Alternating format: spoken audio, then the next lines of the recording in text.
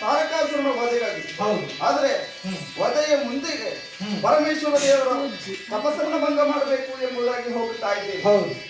ತಪಸ್ಸನ್ನ ಭಂಗ ಮಾಡುವಂತ ಸಂದರ್ಭದಲ್ಲಿ ಪರಮೇಶ್ವರ ದೇವರ ಮೂರನೇ ಕಣ್ಣಿನ ತಾಪ ನಿಮಗೆ ಬಂದ್ರೆ ಏನು ಮಾಡುತ್ತೀರಿ ಸ್ವಾಮಿ?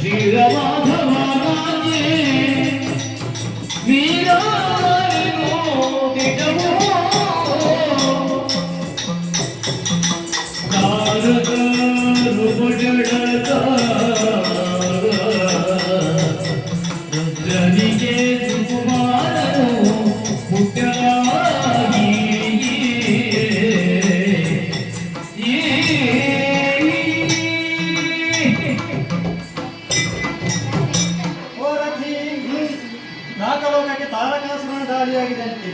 ದಾಳಿಯಿಂದ ಕಂಗೆಟ್ಟಂತಹ ದೇವೇಂದ್ರ ನನ್ನ ಬಳಿಯ ಬಂದು ಆಡಿದಂತಹ ಮಾತು ಹರಗಿರಿಜಿಯರ ತಪಸ್ಸನ್ನಾಚರಿಸುತ್ತಿದ್ದಾರೆ.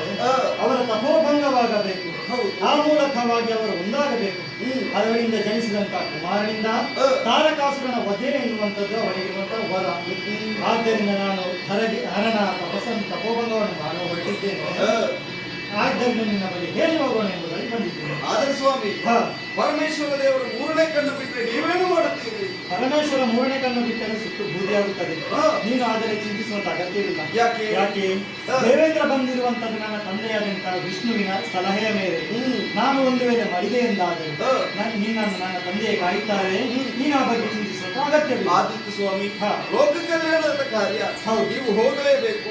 ಆ ದುಷ್ಟನ ವಧೆಯಾಗಲೇಬೇಕು. ನಿಜ. ಹಾಗಾಗಿ ನಾನು ಚಿಂತಿಸುವುದಿಲ್ಲ.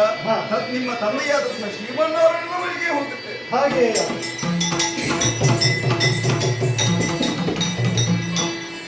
ಬ್ರಹ್ಮ ಮುರಾರಿ ದುರಾಜಿತಲಿಂಗಂ ಬಿಮ್ಮಲ ಭಾಸಿತ ಶೋಭಿತಲಿಂಗಂ ಜನ್ಮ ಜದುಃಖ